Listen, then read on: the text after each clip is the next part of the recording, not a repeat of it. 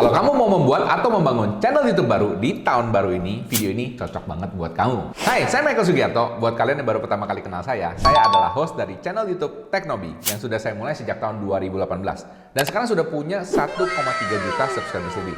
Makanya udah dapat gold play button seperti yang ada di thumbnail ya. Nah, memulai YouTube channel adalah salah satu keputusan terbaik yang pernah saya buat dalam hidup ini. Karena jadi YouTuber ternyata banyak membuka pintu-pintu kesempatan baru bagi saya. Tapi yang nggak banyak orang tahu, lucunya itu dulu tuh saya malu kalau dipanggil sebagai YouTuber. Tapi sekarang YouTube dan content creator adalah profesi full time-nya saya. Nah, tujuan saya untuk membuat channel kedua ini, yaitu channel Michael Sugiarto ini, adalah untuk berbagi dan membantu menginspirasi kamu, para YouTuber pemula yang juga ingin memulai dan membuat channel YouTube baru supaya kamu tidak salah langkah. Kalau ngomong bikin channel YouTube baru emang gampang ya, tapi membangun YouTube channel yang sukses itu lain cerita. Jujur, ketika saya membuat channel YouTube baru ini, saya masih banyak salah langkah loh.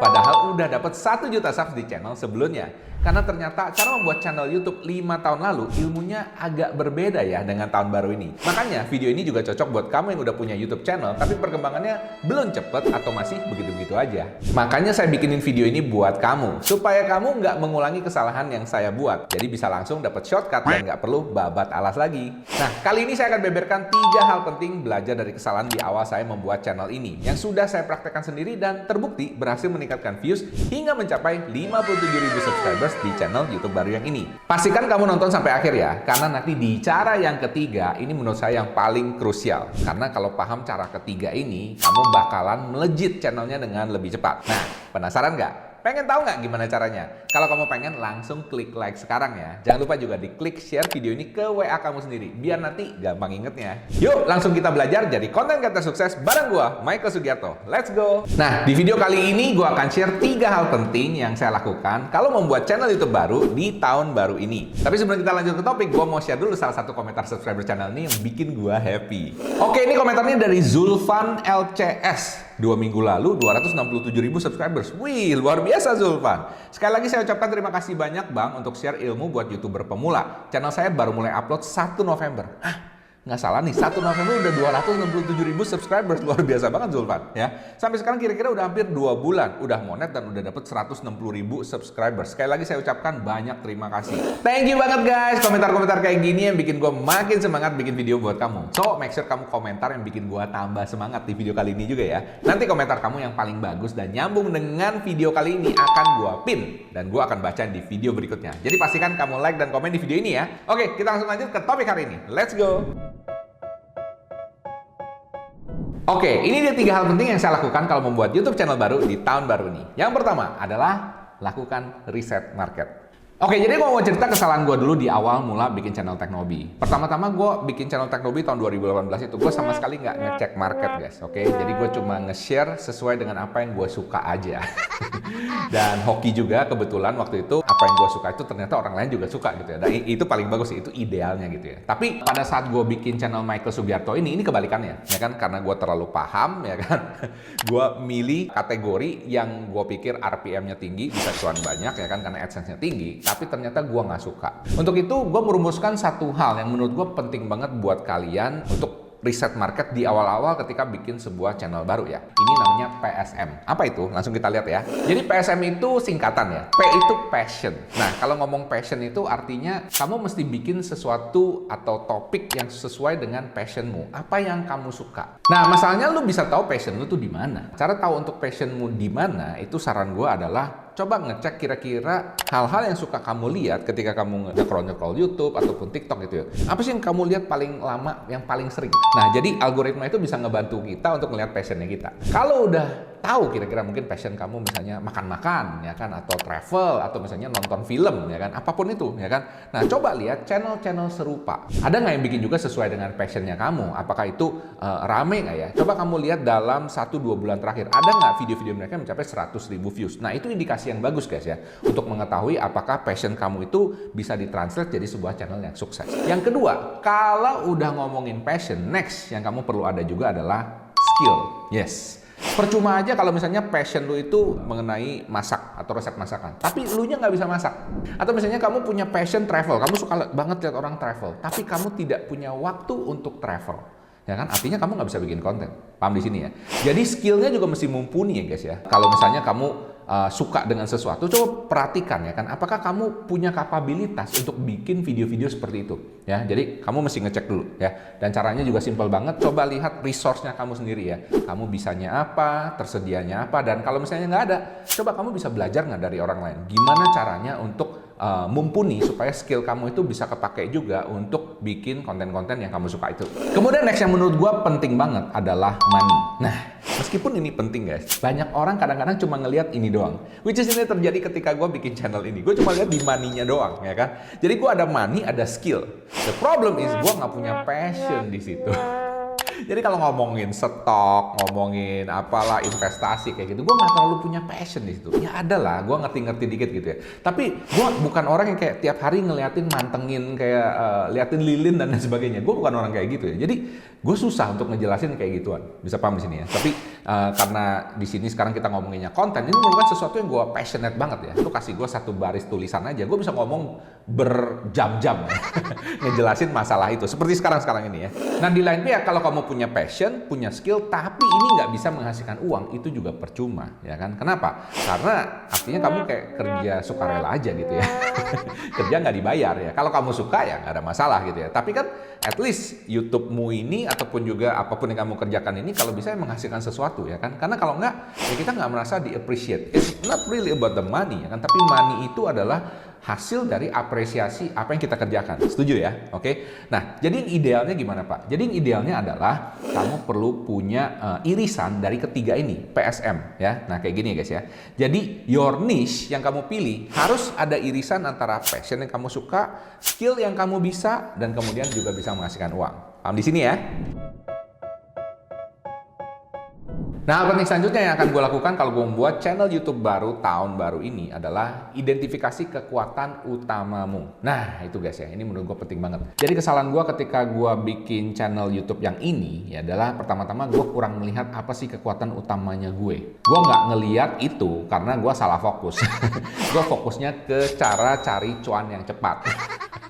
Oke, siapa yang mikirnya sama kayak gue juga? Oke, ngaku ya. Oke, coba komen below, gue pengen tahu. Oke, karena ya di awal gimana-gimana juga gue mikir ini sebagai bisnis kan, jadi harus bisa cuan yang cepat, yang RPM-nya paling tinggi dan lain sebagainya ya kan.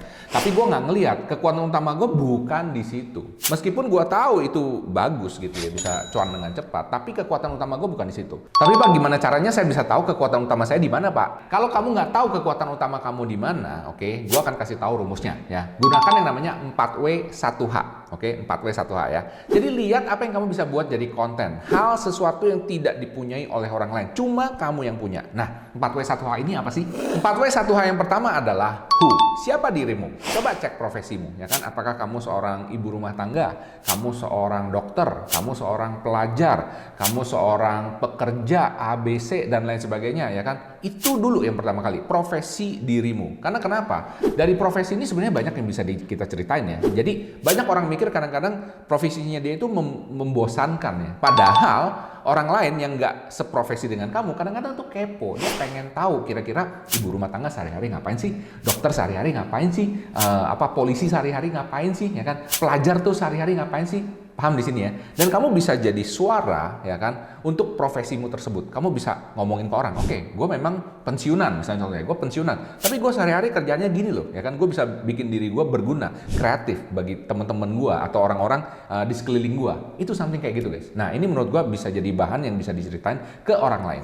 4W1H berikutnya adalah what. Apa sih yang menjadi passionmu? What is your passion? Ya kan? Banyak sekali ya, ini bisa ngomong sesuai dengan hobimu. Contohnya kamu suka apa? Mancing, kamu suka masak, kamu suka makan, kamu suka travel, kamu suka nonton, kamu suka gosip, apapun itu, ya kan, itu bisa dijadikan konten guys. Hah, masa Pak gosip bisa jadiin konten? Betul, ya kan. Dan by the way, ini adalah salah satu contoh sebuah channel yang kerjanya gosipin artis. Yes, gosipin artis, ya kan. Sebenarnya ada satu channel yang isinya cuma tentang film, ya. Jadi dia nge-review film-film, kayak gitu loh. Itu bisa jadi konten guys. Dan banyak orang pengen ngeliat, ya kan. Dan karena ini menjadi hobimu, menjadi passionmu, biasanya bisanya kamu juga jadi expert di bidang tersebut. Dan orang pengen tahu apa opinimu tentang passionmu tersebut. 4W1H berikutnya adalah when. Sekarang kamu umur berapa? Ya kan? Apakah kamu Gen Z? Apakah kamu milenial? Apakah kamu Gen X? Atau orang tua, baby boomers? Istilahnya umur ini menentukan guys ya, menentukan seleramu, ya kan, menentukan stylemu, gayamu. Kamu bisa bikin hal-hal yang tentang seperti itu. Jadi kalau anak Gen Z pasti beda dengan orang yang sudah berkeluarga. Bener gak ya kan? Pikiran anak remaja dengan orang yang sudah kerja, dengan orang yang berkeluarga itu beda. Jadi coba kamu lihat dari sisi itu ya kan. Kamu tuh sekarang sukanya apa? Apa sih yang digandrungi oleh anak-anak Gen Z? Apa sih yang disukai oleh orang-orang yang kerja ya kan? Nah ini semua bisa jadi konten guys. Dan sekali lagi kamu bisa jadi suara untuk generasimu. Ya, jadi bayangin ya, gimana kerennya gitu ya. Kamu bisa bikin konten buat generasimu loh. Keren kan? 4W1H berikutnya adalah tempat tinggalmu. Nah, kamu tinggalnya di mana guys? Ya, kotamu di mana? Daerahmu di mana? Apakah lokasinya tuh dekat pantai? Apakah dekat hutan? Atau dekat tikungan tajam ya kan? Atau ada kebun rumahmu ya kan? Atau rumahmu kecil gubuk? Atau rumahmu gede gedongan ya kan? Atau di kota mana? Nah, coba dicek ya guys ya. Apa yang menarik dari hal-hal yang dekat dengan kamu? Karena semua ini bisa jadi konten guys ya. Bahkan yang kemarin gue pernah kasih contoh ya kan, orang yang di kotanya punya tikungan tajam yang dimana mobil banyak mogok, itu aja bisa jadi konten. Jadi luar biasa banget, banyak orang itu sebenarnya kepo dengan kehidupannya kita. Kitanya aja agak sedikit malu untuk ngomongin ke orang lain. 4W1H yang berikutnya adalah how. Gimana caramu membantu memecahkan masalah atau problem orang lain ya. Contohnya misalnya, kamu bisa ngajarin orang tentang fitness, kamu bisa ngajarin orang tentang resep masakan, kamu bisa ngajarin orang tentang ilmu kesehatan, belajar investasi, belajar tentang cara menghasilkan uang di internet. Wah, banyak banget guys ya. Yang namanya how itu ya, itu gede banget. Orang tuh nyari segala macam hal ya. Bahkan sampai hal-hal yang menurut kita sangat kecil. Contohnya kayak gimana sih caranya buka akun Gmail. Serius, coba kamu cek di YouTube, itu ada yang bikin guys. Dan itu evergreen. Ada orang yang nyari sampai hari ini ya. Jadi orang tuh lari ke YouTube itu ya, itu nyari segala macam hal. Nah sekarang coba komen ya kan, dari 4W1H ini, mana sih yang kira-kira bisa kamu pakai jadi kekuatan utamamu? Coba komen di bawah ya. Dan by the way, buat kamu yang tertarik belajar lebih dalam tentang YouTube, kamu bisa ikutan kelas YouTube Content Revolution yang gue adakan setiap bulan 1 kali. Kamu akan belajar shortcut dan insights menarik dari pengalaman saya membangun YouTube Teknobi. Mulai dari 0 hingga dapat 1,3 juta subscriber seperti sekarang ini. Dan channel ini juga yang bisa dapat sekitar 8.000, 10.000 subscriber hanya dalam waktu 1-2 bulan aja. Nah, kalau kamu mau ikutan, langsung aja meluncur ke website ini ya. Linknya gue sertakan di deskripsi. Buruan daftar kalau nggak mau nunggu 1 bulan lagi. Oke, hal penting yang akan saya lakukan kalau bikin channel baru berikutnya adalah pasang target. Yes, jadi keberanian untuk berkorban demi masa depan. Wah, apa itu Pak? Canggih sekali. Jadi gini guys, kesalahan gua ketika awal gue bikin channel baru ini adalah gua kurang berani pasang target. Kenapa gua kurang berani? Karena gua takut gagal. Ada yang seperti gua, oke? Jadi gua takut gagal, jadi gua nggak pasang target. Ya udahlah, pokoknya bikin dulu, yang penting jalan gitu ya. Jadi gua nggak ada target kayak, oh mesti berapa subscribers atau mesti berapa banyak views atau AdSense-nya kapan jadinya. Nggak ada target guys. Nah ini problem ya guys ya. Jadi kalau kamu nggak ada target, kamu tuh nggak ada yang namanya urgency guys ya. Nggak ada urgency atau tekanan ya kan, untuk bisa lebih cepat berhasil. Berhasil syukur, nggak berhasil ya udah. Bener gak? Ya kan? Siapa yang kayak gua? Oke? Kalau ada yang kayak gua gini, coba komen ya. Gue pengen tahu ya kan. Untuk bisa berhasil guys, lu tuh perlu ada tekanan sedikit ya kan. Nggak usah terlalu banyak ya kan, tekanan sedikit aja. Tapi at least kamu pasang target di depan. Dan kamu ngejar targetnya. Bukan cuma pasang doang berandai-andai. Oke, kalau gue tanya, lu mau targetnya apa? Oh Pak, saya mau 100.000 subscribers dalam waktu 3 bulan. Nah, syukur, alhamdulillah, amin ya kan. Cuman lu kejar gak gitu kan? Berani pasang target, kamu juga harus berani ngejar. Jadi pasang target itu sama kayak kita sekolah gitu ya. Jadi sekolah itu kan ada TK, SD, SMP, SMA, kuliah. Paham ya? Jadi kalau TK misalnya berapa tahun masih lulus, SD 6 tahun masih lulus, SMP, SMA 3 tahun masih lulus, kuliah at least 4 tahun masih lulus gitu kan ya. Jadi total kita sekolah 16 tahun. Itu sudah ditargetkan guys. Dan kalau kamu misalnya nggak naik kelas, berarti kamu nggak memenuhi target. Paham ya di sini ya? Dan kamu nggak enak sendiri karena semua teman-teman kamu udah lulus. lulus ya. Nah masalahnya di YouTube ini nggak ada yang mentargetkan kita. Apakah kamu setengah tahun mesti lulus, 1 tahun mesti lulus ya kan? Kapan monet, kapan menghasilkan 100.000 subscribers, 1 juta subscribers ya kan? Nah, itu nggak ada guys ya. Jadi saran gua, lu dari awal sudah berpikir seperti itu. Dan juga kamu perlu siapkan investasi guys ya. Siapkan investasi itu termasuk biaya peralatan, biaya untuk belajar, waktu kamu, emosi kamu, energi kamu. Nah, yang gua heran kadang-kadang ya, orang tuh berani pasang target sekolah 16 tahun ya kan, sampai kuliah. Meskipun udah lulus dia masih nggak tahu mau ngapain. Kadang-kadang masih nggak dapat kerjaan sesuai dengan apa yang dia suka. Ataupun dia dapat kerjaan dan dia nggak suka kerjaannya. Tapi kalau disuruh belajar YouTube, cuma belajar misalnya 1 bulan 2 bulan aja, itu udah kayak masa lama banget, males dan lain sebagainya ya kan. Dan juga nggak berani investasi peralatan, nggak berani investasi belajar, nggak berani investasi waktu, energi, maunya tiba-tiba sukses. Itu namanya ngimpi. Itu namanya ngimpi guys ya. Ngimpi boleh, tapi jangan naif. Karena tidak ada yang namanya sukses tanpa pengorbanan atau sukses tanpa proses. Nggak ada guys ya. Jadi kalaupun kamu bisa sukses tanpa proses ya mungkin dari orang tuamu dikasih langsung kayak gitu. Tapi kan rasanya beda dengan kamu achieve sendiri. Setuju ya?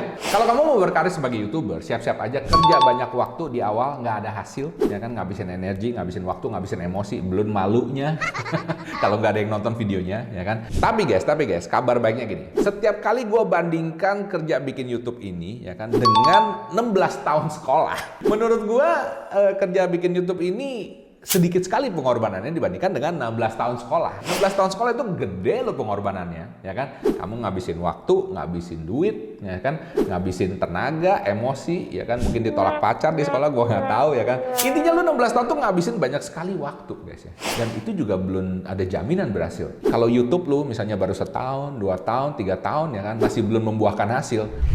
Jangan putus asa, gas terus, ya kan? Pasti ada hal-hal yang lu nggak tahu, ya kan? Pasti ada hal-hal yang lu perlu pelajarin lagi supaya bisa sukses. Dan kabar baiknya lu sekarang ada di channel ini, lu bisa belajar banyak dari gue. Dan kalau misalnya lu ikut kelas gue, lu bakal belajar lebih banyak lagi. Jadi yang penting adalah jangan cepat putus asa. Nah, gue harap video ini hari ini bisa jadi inspirasi buat lu. Dan gue doain buat kamu semua yang nge-like dan share video ini. Semoga video-videomu selalu ramai ditonton, banyak viewers. Bisa dapat ratusan ribu bahkan jutaan views tahun ini ya. Jangan lupa share kisah suksesmu di kolom komentar.